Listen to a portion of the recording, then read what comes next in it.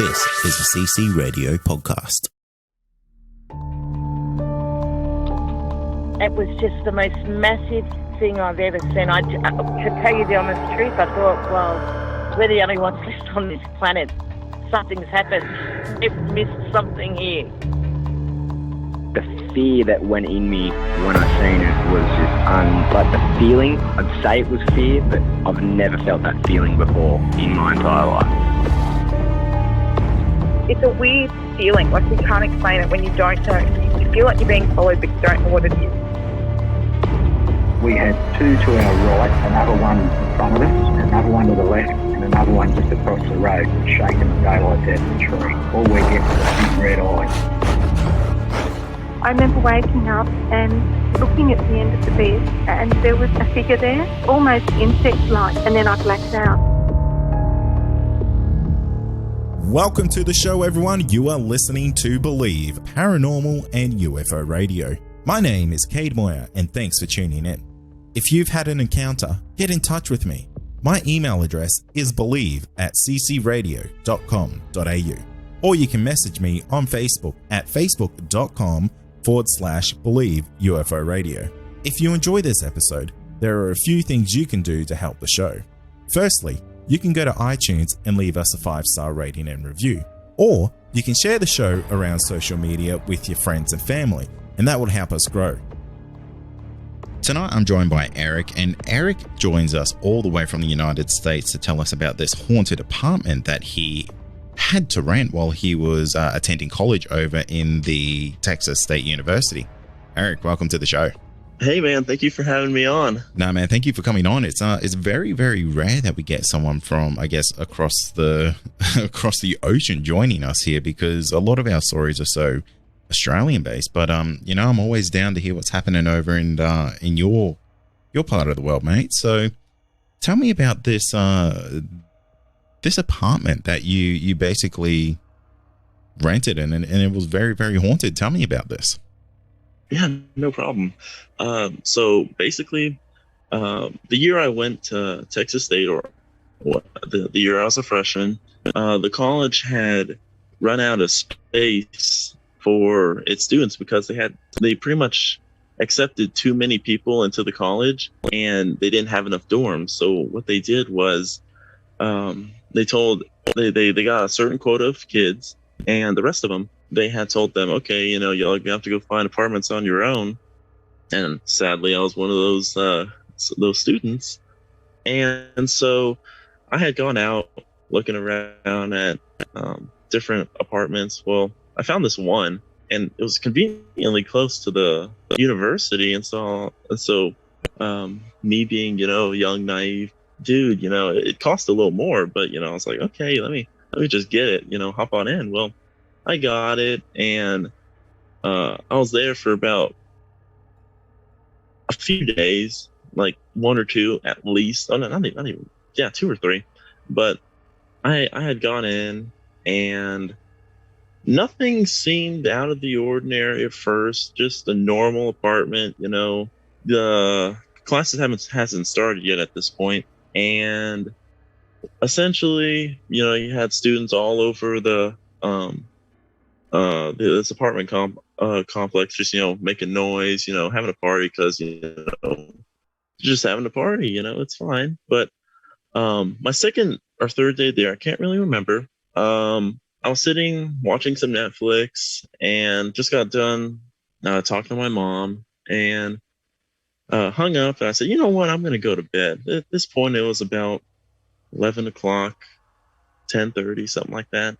And every night before I went to sleep, I always locked my doors. And my front door had 3 locks, 2 which you could access from the outside, and 1 that could only be unlocked from the inside. So I locked those 3, and I had a balcony, and I locked that. And I had my bedroom, which had 1 lock.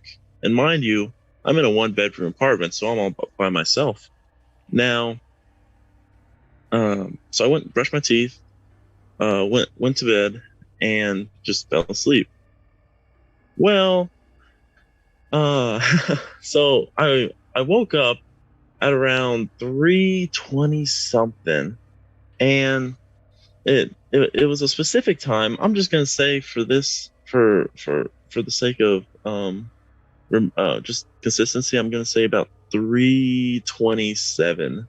So it was at 3:27, and I woke up, looked at my phone. There's some notifications there, and it's like, okay, whatever. Well, I looked at my door, and my door was like one of those up down handles. So it's like you have to push down to get in, or whenever you released it, went back up. Well, so I saw it was in the down position.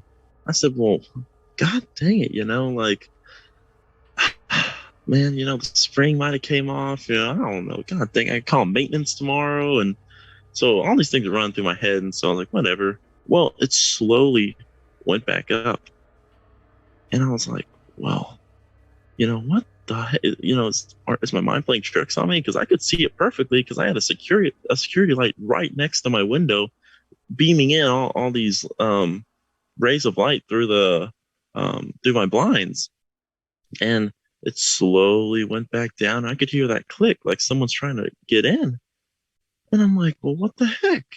And so it just goes back up, goes back down, goes back up. I'm like, oh my God, someone's trying to break in my apartment.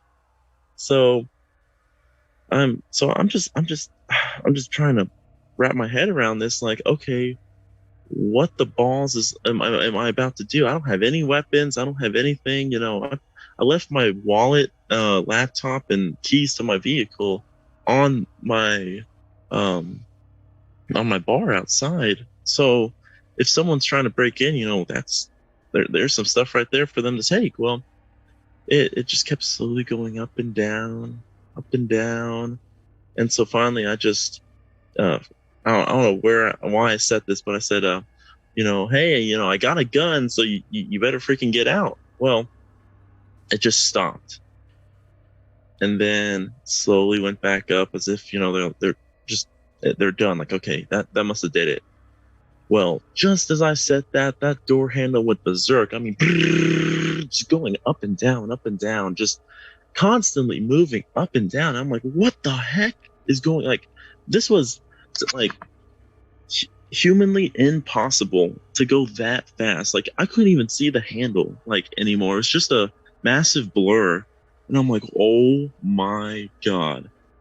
So I'm just sitting there stunned, and it's doing that for a good 10-15 seconds, and just as that started happening, then the door started shaking. Like it wasn't like breaking in, or nothing was breaking in. It was just shimmering, and I'm like, what is going on?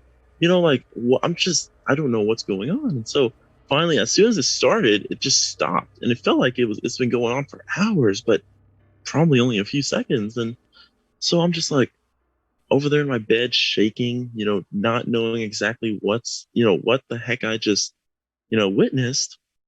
Well, I had the next day I woke up, and I for some reason I fell asleep upright against my wall, but it was only for about 30 minutes, and and so I was just freaked out. Well, I looked at my phone, and just to make sure everything was I hadn't missed any calls or anything, because I was tone deaf to everything. Like, I was just staring at that door super intensely, and so but I knew it wasn't a dream, because the same notifications that were on my phone were still, when I woke up, were still on there when I checked it again. Well, so I was like, okay, what if this person is still in my apartment?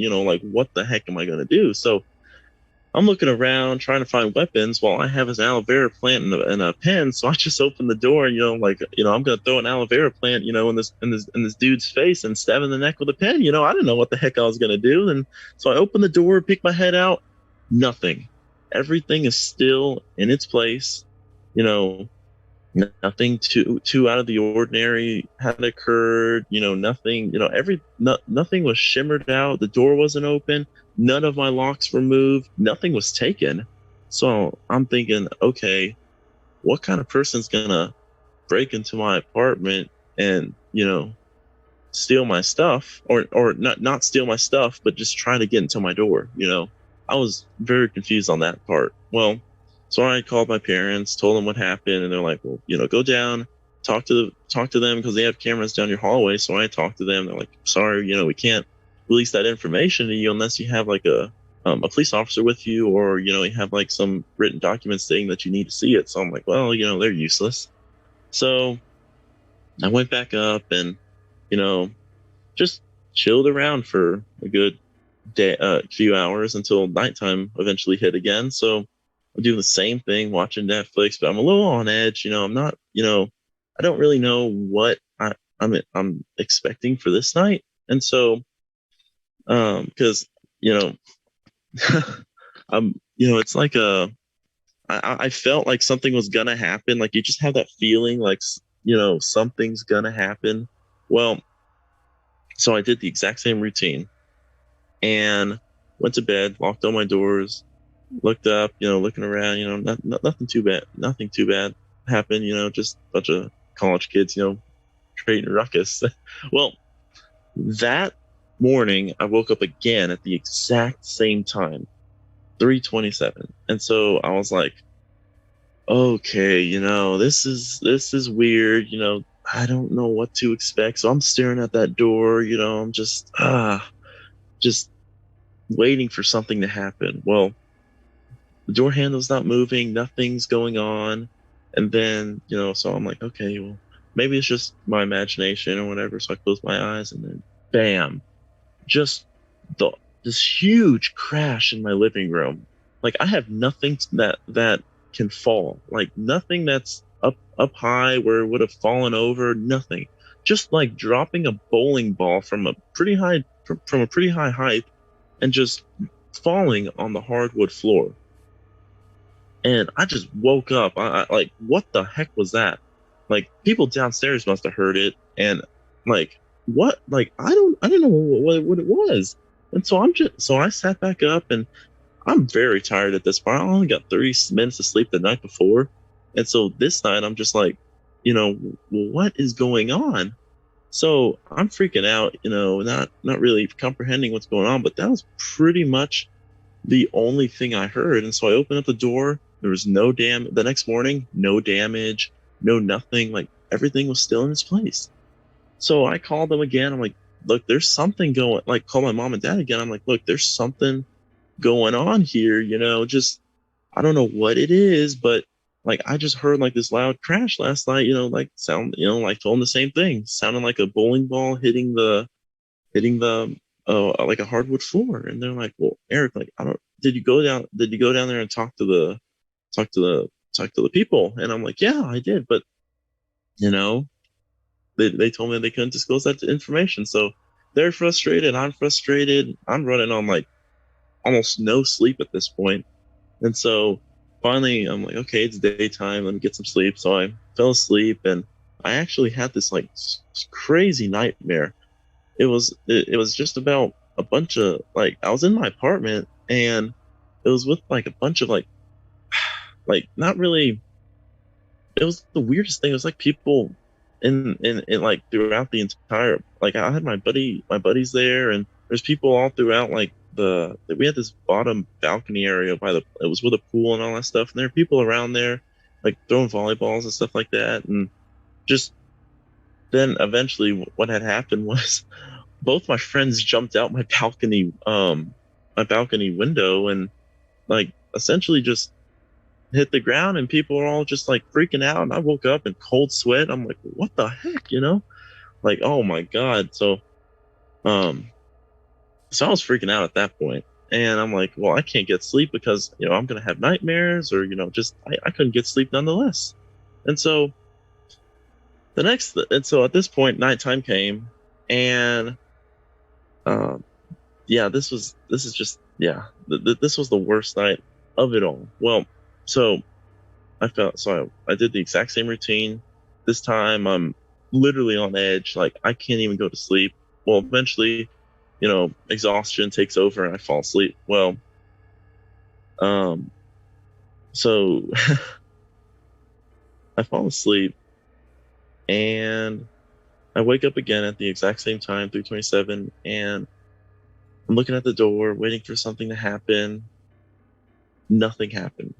Absolutely nothing happened.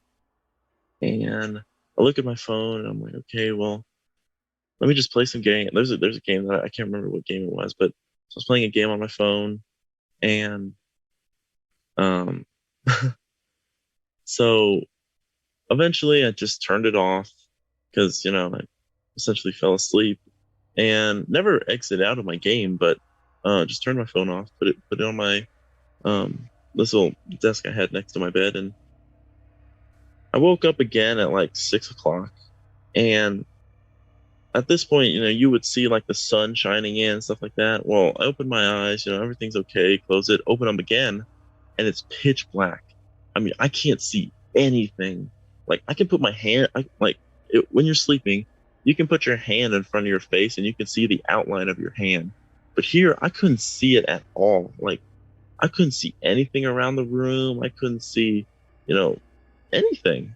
And so I'm like, oh God. So I started praying the Our Father just over and over and over again. Like, just Our Father, Our Father, Our Father. Well, I could hear like this chattering, like Alvin and the Chipmunks, like that pitch, just like talking, like right, like in my left ear, like, and so like just talking to me. And I'm like, what the heck is that? Well, and then I hear another one, like something's having a conversation. It's like, and so it's just having this conversation. And so I kept praying and praying, and then more of them started popping up around, and eventually it sounded like they were laughing at me. And I was like, oh Lord, like this is bad, Well, I just kept praying and praying, and it's getting louder and louder, the laughing and chattering. And then eventually I hear this deep rumbling voice. You think that's going to help you? And that, I'm not going to lie, I peed my pants because of that. I was so scared. Oh my God. But like the deepest guttural voice you can think of, like just, oh God, like that scared me. Well, so I woke up and I called Tad, and he's like, Eric, you like, I'm going to come down there. So he came down there and just sprinkled holy water across the entire apartment. And after that, nothing happened. But this might be just a coincidence or just like maybe even a fluke. But when I was exiting my my door, and was going to class one day, I had seen one of the maintenance guys working on one of the rooms in one of my next door neighbor's rooms, and everything was dark in there. I didn't really get a good glance because I don't like looking at other people's stuff, but I am almost certain, just out of my peripheral vision, that I saw a pentagram, as a wall thing on there, as like a I guess a wall decoration on the room. I didn't know, that might be a coincidence or just maybe even a fluke, might not mean anything, but just, and I'm like, okay, what the balls. But yeah, and I had talked to all my neighbors. I said, hey, do y'all have stuff happening to y'all? And the one across from me said, yeah, I've had stuff move around, doors open and close, and small stuff like that actually started at my apartment. But I didn't take it as anything. I thought, oh, it's me just being stupid, like, oh, I misplaced this, or I left my door open, or something like that. I didn't really take it as much. But yeah, and pretty much my neighbors had the exact same situation. Like they misplaced stuff, or they close doors but they come out open, and it's just like, yeah. And so that's pretty much the story. Wow, Eric, that's intense, mate, because there is so much to break down here. For starters, mate, what was going through your mind when this kind of essentially started happening the first couple of nights you're in this brand new apartment? Was this a bit of a shock to you? Honestly, it was, because I was not expecting any of this to happen. It was like, um, you would think because this place was fairly new too. Like, it was built 5 years before I had moved in there. Like, it was a fairly new building. So I can understand if it was an older building, may have some history, but this was a new building. So I was not expecting this, like, at all. And was this your first time living away from home as well? Yes, it was. Oh wow, what a welcome to the real world then. Oh, yeah. Mate, Yeah. that would have been absolutely terrifying, because like let's kind of break this down in order here, because that first real encounter that you had there with the door handle shaking, and it kind of going to, like those almost inhuman type of speeds of it kind of moving, and then the whole door rattling, that would have been, I'm not gonna lie, mate, I would have been absolutely terrified in that situation, because you just don't know what's going on there. And with it especially being in your bedroom door, considering that you've had so many other, I guess, security locks to get to that position, I couldn't imagine what was running through your mind, because you don't know what's on the other side. You don't know if there's a group of people, if there's a madman, and it just continues on to be quite apparent some very high level kind of poltergeist activity happening. Yeah. I have no words, mate. I couldn't even imagine being in that situation, because for myself, I would have been absolutely petrified. Oh, it was terrible. Like, I was trying to rationalize everything, because I don't like essentially just going straight to, oh, it was paranormal stuff. Let's try to piece things together before we get to that point. Well, nothing was making sense. Like, there's no way a person could have moved that handle in that way. And also, even if you had a group of people, there's absolutely I can understand the door shaking, but not at the speed of, because I even tried it going as fast as I could, and you can still see it, but this thing was just constantly going up and down. And so, yeah, I was terrified, man. Were you? What were you thinking at that time? Were you just kind of so tired that you weren't really comprehending what was going on, or were you more so worried that you were in danger? And now, a quick word from our sponsor. Also, are you wanting more content? Why not become a Believe Plus member? You'll get access to exclusive podcasts and episodes that aren't available to the public. Not only that, you'll also get our regular feed without any ads. Head to believepod.com/plus to sign up today for just $5 a month.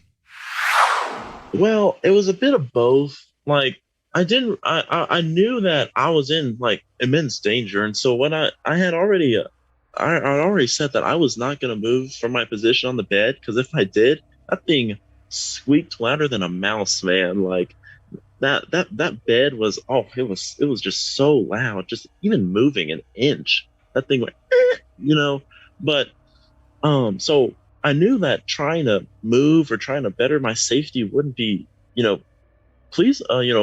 like, just available, at that time, because I would just make tons of noise, and then maybe if it was a person, it would notify them that I'm, awake or something like that. But also, I was really tired, because, I just wasn't, and like, I know I didn't imagine it, because it was way too real to be, like, imaginative, because, I could, like I said, I checked my phone for before and after, and the exact same notifications were on, or the exact same notifications I had received were still on there, and the security light was beaming. Like, there was actually one ray of light that was directly on the handle and door, and a bunch on the door itself, and so so I could see a pretty good image of what was going down, and so. To answer your question, it was a bit of both, essentially, but I couldn't really do anything for safety because I didn't really have much of anything. Yeah, no, of course. And I know that situation. You're stuck on that bed. You don't want to move because you feel like anything you do is going to just make that situation worse, because who knows what was on the other side. You know, in your mind at that time, you could have been thinking, geez, if I move here, it's just going to bust through the door, whatever this is. Mm-hmm. That's actually exactly what I was thinking. And so it's what I would have been thinking. Yeah. No, I tell you what, I was freaking out, man. Like that right there, just telling you that story, like just giving me chills, like, because I'm just pretty much reliving exactly what was going on in that situation. Yeah, no, I got chills the entire time you're talking to me about it, because I just would be absolutely terrified being in that situation, and you know, being out of home for the first time ever, and this is the first place that you move into, is the worst luck of anything I've really heard, because who's to know that they're doing pentagrams in the room right next door next to you? That would have been a real light bulb moment, because the encounters that you had in this house, they just seem so violent, essentially, to put it, because a lot of hauntings are kind of residual, but this almost seemed to have a little bit of sentience to it, because it was actually I guess reacting to how you were acting. Yeah. And after the whole, I pretty much prayed myself to sleep that last night. And, you know, just when I woke up, called Dad, and, you know, he had gotten some holy water from this local church, and, you know, put it all over my wall. And, so after he did that, nothing else happened. Absolutely nothing. And was that against the wall where your neighbor had the pentagram? Yeah, it sure was. And yeah, we put it on all sides of, like, the entire apartment. We put it all over, but primarily, this was even before I walked down that hallway and saw, you know, the pentagram. This was like before that. You know, he came that day, and so but I told him to primarily focus on this wall. Don't know why I told him that. You know, just told him, hey, can you focus on this wall, and then we can work our way around. And so, yeah. That's interesting. Did you think there was kind of like a sixth sense telling you that the negativity was coming from that way? Possibly. I couldn't answer that, but just something. It might have been a sixth sense, because I don't know. I just knew that. I just told, you know, I'm just like, okay, hey, you know, just like, I'm not getting a good feeling, you know, over here, you know, because if you think about it, everything's happening on the outside and coming in, you know, this way. And so I was like, okay, you know, maybe something's coming on over, you know. I didn't know myself, man. Like, I wasn't really thinking too much into the situation at the time. I was just, you know, more livid, you know, just, I didn't really have many things to think about, just for my own safety, and just, you know, honestly, I was just freaking out. Yeah, I can imagine the mind was just kind of swimming with thoughts and emotions, and, you know, just trying to you know, act normal from something like that would have been an almost impossible thing to do. It must have felt incredibly infuriating to get no support from the residents that you live in, to potentially offer some, I guess, closure to what was doing this for you.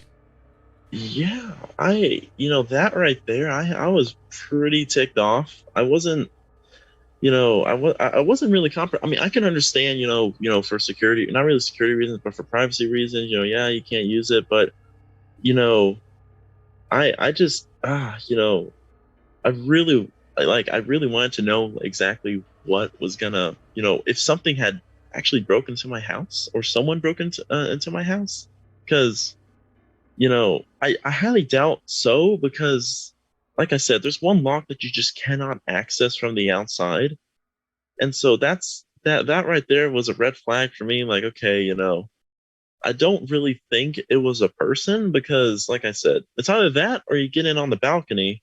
But I was on the 4th floor, and so you'd have to get through, three other floors and then get to mine. And what's so special about my floor, Yeah, they really got to be dedicated to get up there.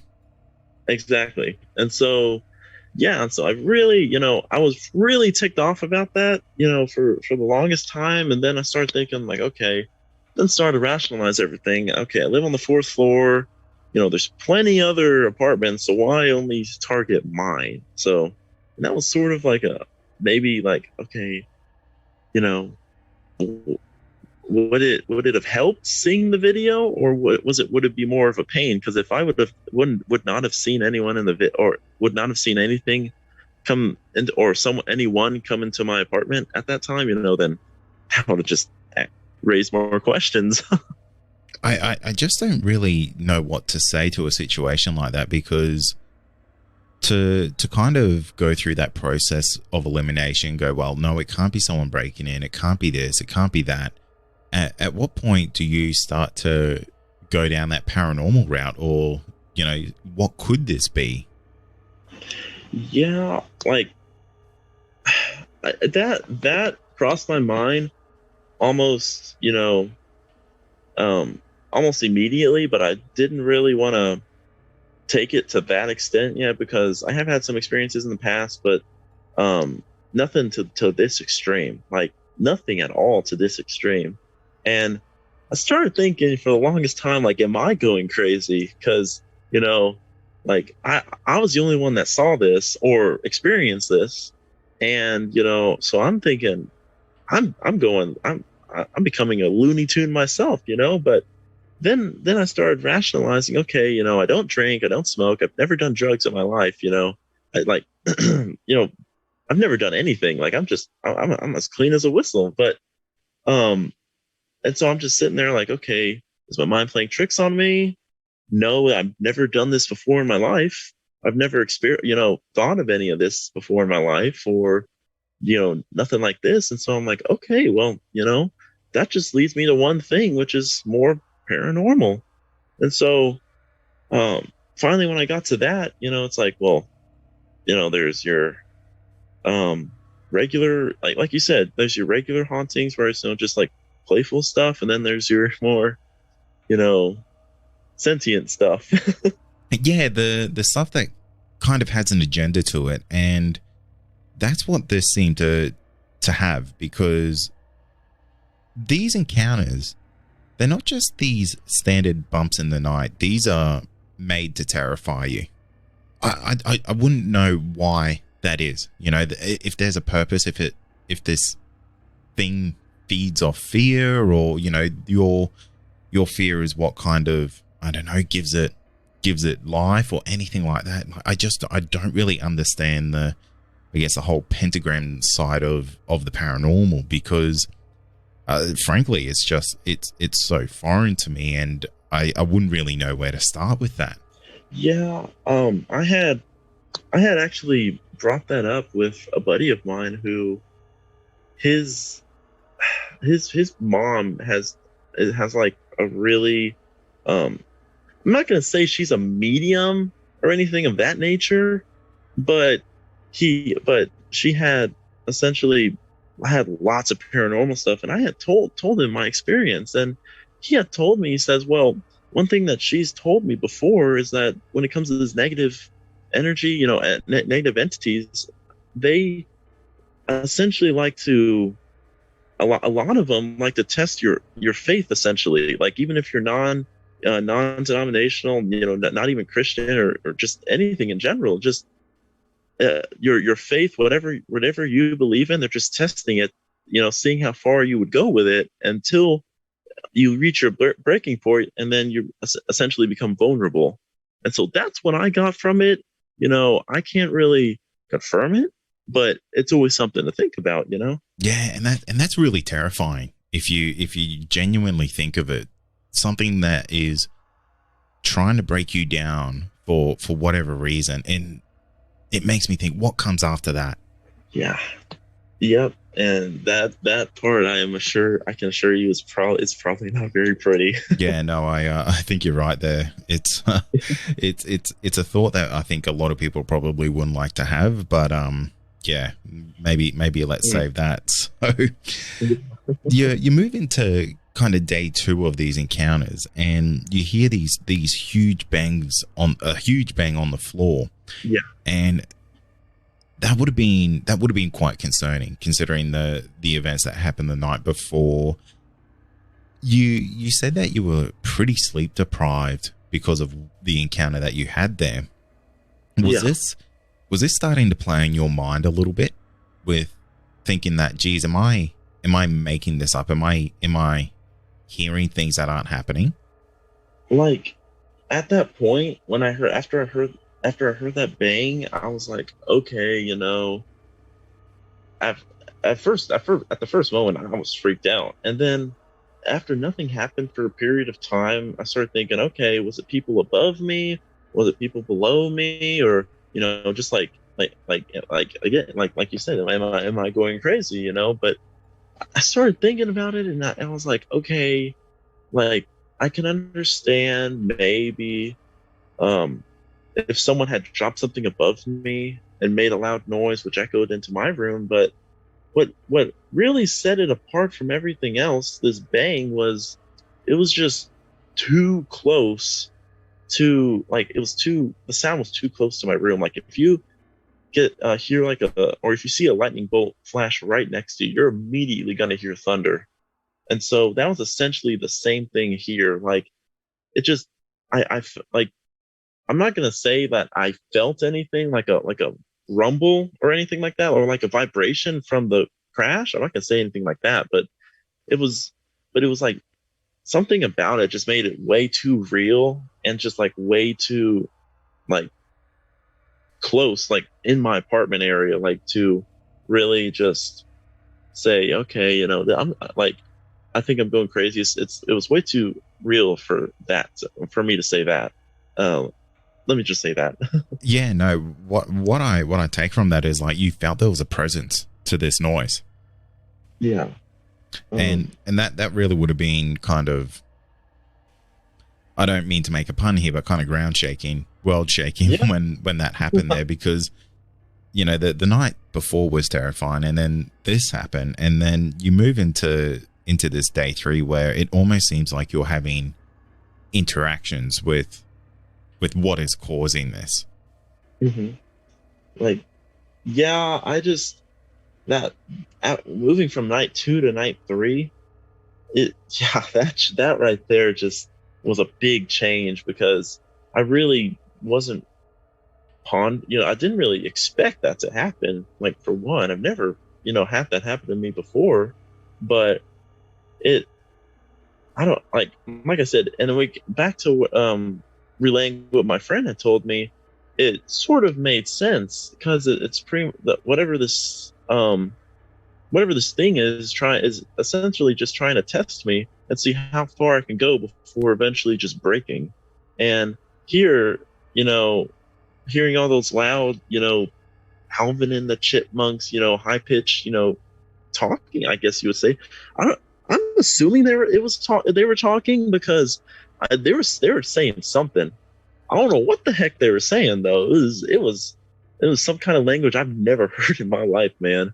Like they were formulating some sort of sentence. It wasn't like random clicks and chatters. It was a high pitch something, but I don't know what the heck it was. And but yeah, and then just bleeding into that deep voice, just, you know, that right there set everything off for me. But yeah. What was your reaction to hearing that voice? Did that suddenly just push you over the edge? Did that just make everything a little bit too real? That right there made it very real for me.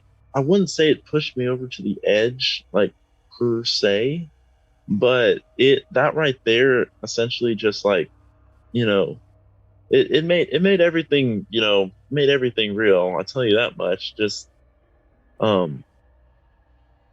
don't know, like, it's hard to formulate what I was feeling at the time, because it was it was just a mix between fear and honestly just curiosity. Like, what the heck was that? Because like I said, I've never ever had that happen to me before, where I've just randomly had this crazy thought, and ever since that day, I've never had anything happen to me after that. And so it leads me to believe, okay, I don't really think I was going crazy, because I've never had experience in that before, never had that after. And frankly, I've never like a lot of people in that situation would say, like, oh, like maybe it was a sleep paralysis, but I could freely move, it's just I couldn't see anything. Like whenever opened my eyes, I could see something, close them, open them back up, I just really couldn't see anything. So it wasn't really a point of sleep paralysis, because I could move freely. It's just, I don't know what the heck that was. And that actually, you've kind of answered a question that I was about to ask you, because I wasn't sure if you were able to actually move, because you said you opened your eyes and it was just complete darkness. And my first thought was, I wonder if this is a case of sleep paralysis because of the extreme, I guess, emotional turmoil that you would have went through those first 2 nights, and having essentially next to no sleep. And it almost seems like this was kind of pushing you to the point of second guessing yourself in that sense, because potentially whatever was going on here knew the state that you were in, and this was its I guess prime opportunity to I guess have that type of interaction with you. And as you said, it had a pretty profound effect on you there before, and to come out of that and just it kind of just disappear, that would have been just as, I guess, terrifying as it all starting again, because what's to say that this isn't going to just happen again to you? Exactly. Like that that thought actually had run through my mind. What that about 2 weeks after this experience, I told you I was talking to my friend, and on the drive home after visiting with him, I was thinking about that those 3 nights, and I was like, okay, what's to say this won't happen again? Because it's pretty weird that it would just stop on a dime. Yes, I can, like with the holy water, maybe that might have done something, but I've heard like a lot of experiences where entities would latch on to its host, I guess you would say. And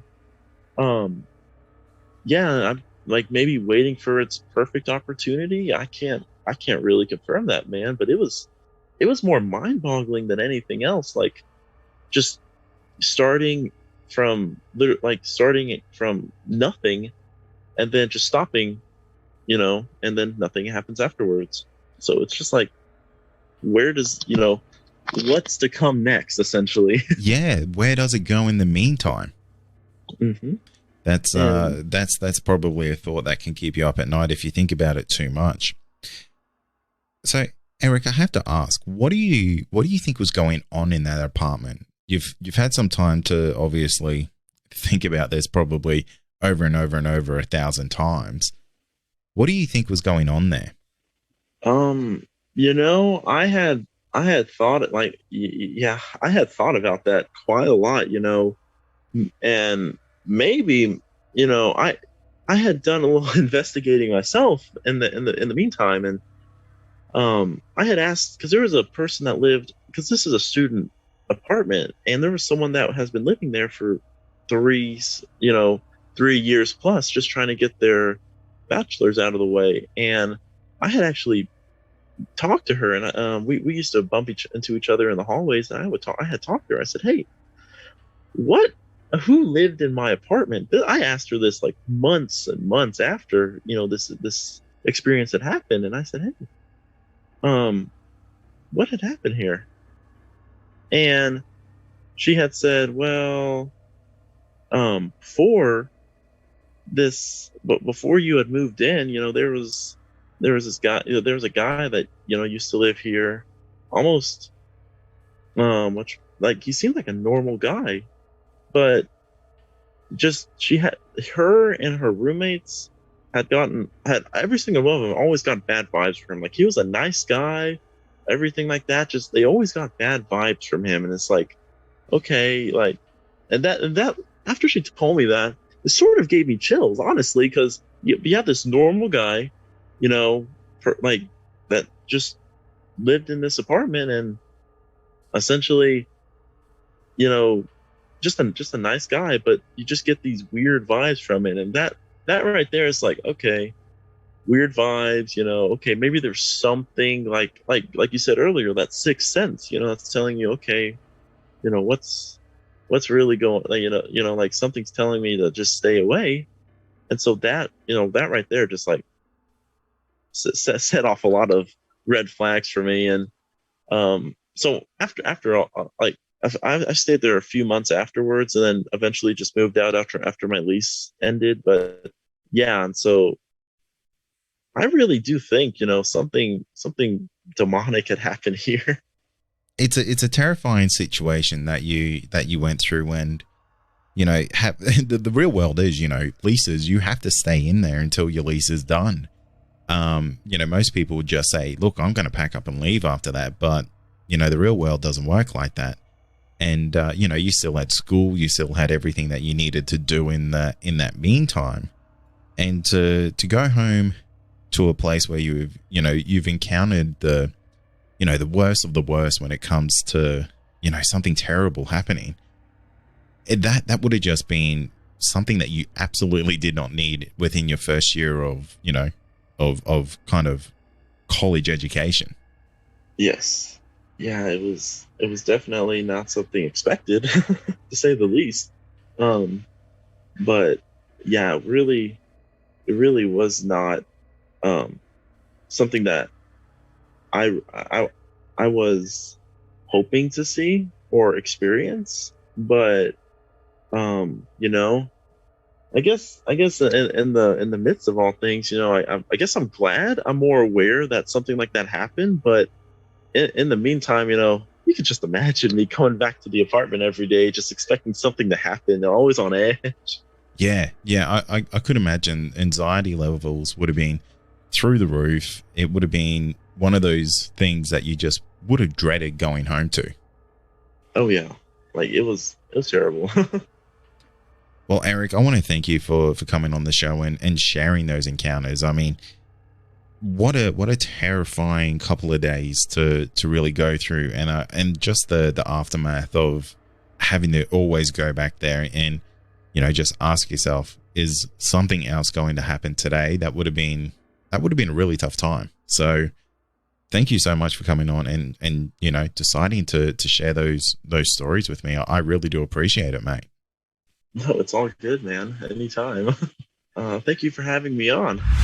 And that's going to do it for tonight. And remember, if you have had an encounter, get in touch with me. My email address is believe@ccradio.com.au, or you can message me on Facebook, and that's facebook.com/Believe UFO Radio. Until next time, stay safe, and you've been listening to Believe Australian Paranormal and UFO Radio.